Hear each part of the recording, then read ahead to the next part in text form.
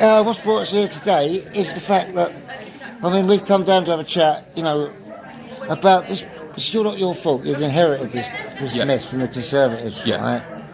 But this bloke that's escaped last night. Yeah, I know. It's outrageous. It's absolutely outrageous, right? Yeah. And we just wondered what Labour are going to do about this, because we don't think it's right to release people from prison, these rapists and sex offenders. And to be clear, he never should have been. No. He never should have been released. We think that Labour need to build more prisons. Right. Without Okay. a doubt. And Yeah. we know you've inherited the mess from the Conservatives. We do, Yeah. But we need some more prisons, sir, don't we? Well, the government is committed to building more prisons. Is it? So, You are opening a couple up north, aren't you? well, I don't know whether it's up north, but I don't know the locations of them. But committed to building more prisons. So the Home Secretary's already announced the building of more. Just on that guy, I mean, that wasn't under a policy. That was a mistake. I noticed you're recording. Yeah, I have recorded. Any I'm not particular taking your photo. Right? No, that's all right. Any particular reason? Yeah, I'm recording just to get the Labour Party the views on this terrible mess that you have. Yeah. And stop but just with regard to the gentleman that was released, he shouldn't have been released. That was a mistake. The person that was responsible for that has been suspended. Yeah. We noticed and that this morning. And there was obviously a police investigation underway, and they're trying to chase him down. But my understanding is, I don't know the full detail, is that he should have gone from the prison straight to a detention centre from which he was due to be deported. How long was he in prison? A few months, wasn't it? But that was my understanding, is that's because he was being deported. Certainly. So he was being released from prison to be deported, and for some reason a mistake has been made and he's been released. Just deported him a lot sooner, and then basically he's taking up prison space, costing the pension money, and basically sends a message to all the others that they're not getting free Ben Board for committing crime. Well, he was only convicted a few weeks ago, I understand. So that's relatively so I mean, obviously he had to be convicted in that sense, if that's the reason why he's been deported. But yeah. I don't know where you live, but we live in this area. This is nice here, Hampshire. Hampshire's very nice area. The whole rural area is very nice, and we haven't had any atrocities here, like any women not really attacked or raped or murdered or anything. But this is happening every couple of days, isn't it? And we're just wondering, we're concerned. We're not, what can we do, sir? Well, the government's doing everything it can to ensure that we control our borders, that we tackle immigration, that we've set up a border command, a new border command to direct counter-terrorism, intelligence services, the police, and all of the relevant government agencies to go after the gangs, because they are ultimately the people that are responsible for bringing the people in. Go after every part of the supply chain of the boats, of them being able to bring people over. Not much progress has been made. People smuggling. Well, we've been in for 14 months. I just say it does take time. I understand why people are impatient for progress.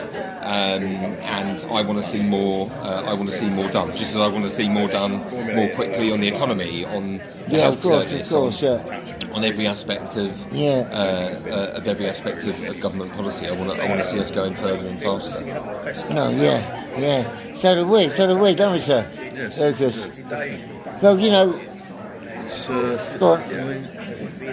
How long have they been in power now? 14 months. 15 months. Not a year. I can't understand why it takes so long to sort these things out.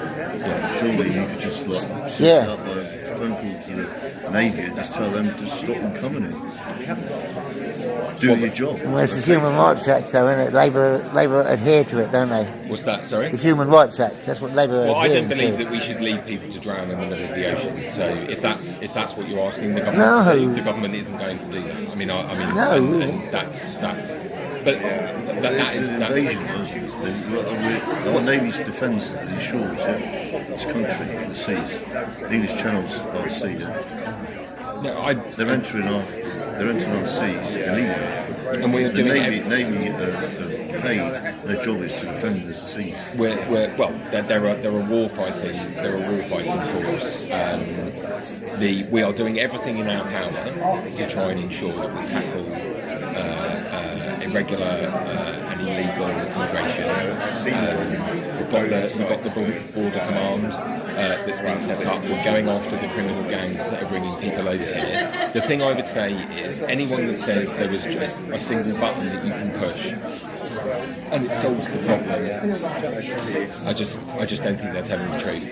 There's no one thing that's going to tackle the issue. You need to do a multitude. When they enter up to sea, they know they're taking their lives. They're putting their lives at risk.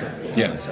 I mean, anyone would. I mean, you have to be crazy to go on a rubber digger. I wouldn't do it. Especially when the weather can change so quickly. The currents, it's a dangerous sea. I mean, So surely that Labour could put that up, couldn't they? Just say that because people's lives are in danger, that therefore we should stop it. Do you know what I mean? their lives by stopping them from entering the seas. Yeah. Well, they obviously enter from France, which is why we're trying to work with France. I mean, we unless you were suggesting that we send our navy into the French waters to stop them coming in the first place. I think because then you've got a problem with. I mean, the thing I would say is if it was, I mean, it's quite a big channel. I don't think we've got radars, don't we? We know. We've got radar. We've got drones. They catch drug dealers in small speed. I can see why. Well, not all of them, though, bro. We don't catch them all, do we? Well, look, I think if it was as simple as the government just pressing a button, I think the government and the previous government should have done it. The truth is, it's a difficult issue. People are impatient for change, and I understand why. And the government is working to do everything it can to make sure that we've got control of our borders. I understand if you don't think that's fast enough, or you think we should be doing something different. But we are working through a whole range of different things. I think even a show of strength having a navy in there would be something, rather than just being none there whatsoever. So it's just like, come here. There's no deterrent. I mean, they've got RNL. There's no deterrent. That's the point. There's no deterrent because of the Rwanda plan. Well, what we're saying is the deterrent will be that if you're here, that you'll be able to. We'll have the returns agreements, which we're trying to agree in order to have. I understand why the Navy have been pulled back from the sea. Well, I do. I understand what the gentleman is saying. I really do. RNLI. What do you think about the? I mean, the benefit situation, right? We've got so many people, you know, and how can I put it? That claim benefits, right? You know the benefit system, and you know, it's going to collapse the country eventually, isn't it? We've got something like there's a big percentage anyway of the workforce that are claiming sick money, isn't there? So in my view, the welfare system or social security is there to provide support for people that are never going to be able to work, and I meet them all the time. And there are people with disabilities or illnesses or other reasons, which means they will never be able to work through no fault of their own, so they should be supported. There is then a group of people that face challenges but are currently unable to work or find it hard to work, and we're trying to help them back into work. Yeah, that would be good if you actually did have that. Look, you know, sorry to talk over you. To provide them with the skills, the training that they need to get back into work. But also, there's lots of employers who, for various different reasons, are making the adaptations needed for people that have got disabilities, and then they need to make sure that they provide more adaptations to allow them to work. And then you've got a small minority of people, and I do think there's a small minority of people that take the mick, and we need to make sure that. Do you think it's a small minority? I think a large number of people that I speak to that are in receipt of benefits want to work, but they don't have the various skills or there's other challenges, and the government has got to clear all that out of the way to ensure that they are supported. They don't want to work. Well, sorry, we've got a lot of drug addicts, right, in this country, right, that they get a lot of PIP money. They get PIP points for being an addict, right? That's true. And PIP points for being an alcoholic and all this. I'm not aware of that. Oh, but it is addiction, or we call it addiction problems, right? They've got addiction problems, and you actually get points for that, right? It works out. Some of these people are really, really on, right? And this is an absolute fact, right? 100% fact. Their rent's paid and everything, their council tax paid, and they get like £370, £400 a week to live off, right? Those people, they spend that money on drugs, and what job could work? They need a job that's going to pay them like £560, £580 is what they get off benefits a week, right? With the tax and council tax and rent, housing benefit. That's nearly £600 a week they're getting, right? So to get a good job to make it worth their while, they've got to be on £1,000 a week. They're never, ever, ever, ever going to work, right? Or they work in the black economy. And what do you think of that, all these people? I mean, I'm telling you the honest truth. We need to clamp down on people working in the black economy, and we need to make sure that those people that are claiming benefits and earning benefits are... Paul, did you get my coffee? I passed on a message. I've already been filtered. Oh, right, okay. Fine. To make sure that everyone that can work is in work. We've got the young people's guarantee. Not really any jobs. We've got the decent people. No, there are lots of jobs. If you want a job, you can get a job. But there's just... What job's going to ever pay you? These people, say a drug addict on the street. Yeah, there's no incentive for them to work. There's no incentive for them We've to just work. introduced a young person's guarantee, which means if you're There's been hundreds of schemes to support young people into work, so that you're either earning, learning, or in education, rather than being on benefits, to make sure, because the earlier you're in work and the longer you're out of work, the harder it is to get back into work. Of course, you're not used to getting up in the morning and all that. But it's also you're de-skilled, you lose your skill, Yeah. and a lot of people lose confidence. So we need to make sure that we are How are we going to do that? through things like the young person's guarantee. So that's something that we're doing. We're bringing back face-to-face assessments with people that are on benefits at the moment. Yeah, that would be better for Previously, yeah. people have been able to do everything online. Over phone call, yeah. So now people are going to, and you know, if you're someone who's taken the mick and shouldn't be on benefits, or you're someone who really needs them but is desperate to get back into work, you need a face-to-face employment. You need a face-to-face catch to ensure that everyone that's claiming is genuine, but also the many people that they're not being well served by doing everything online. Actually seeing someone in person and having that computers nowadays, having that personal it'll all be AI. Everything will be AI. Yes, AI is going to is make a big difference. Well, you know, Not for years. There won't be any jobs. It'll be AI doing it all. Well, That's going to go for a long time. Daffodils, maybe. That's about it.